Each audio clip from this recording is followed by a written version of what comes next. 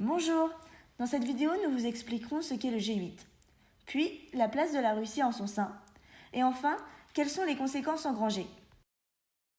En 1975 fut créé le G6, qui regroupe la France, les États-Unis, l'Angleterre, le Japon, l'Italie et l'Allemagne. Puis, les a rejoints le Canada en 1976 pour former le G7.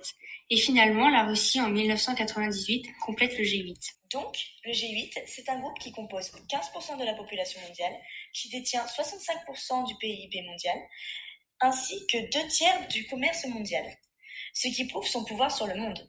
Ainsi, ils peuvent s'accorder sur des points essentiels, tels que la paix, l'économie, et peuvent réguler la mondialisation. La Russie fait partie du G8 pour son influence politique, et non pour son poids financier. En mars 2014, la Russie annexe la Crimée dans un but géopolitique. Alors, elle a été temporairement suspendue du groupe économique. Ce groupe économique traite des sujets délicats, tels que ici la guerre de Syrie, ce qui mène à des désaccords. De plus, dans ce conflit, la Russie est en jeu. Elle a une opinion et des alliances. Alors, pour régler le conflit, il est important que la Russie soit présente au G8. C'est pourquoi l'Italie et l'Allemagne réfléchissent à faire revenir la Russie au sein du groupe. Le Japon en pense autant. D'après eux, la Russie est nécessaire pour un déroulement optimal du regroupement.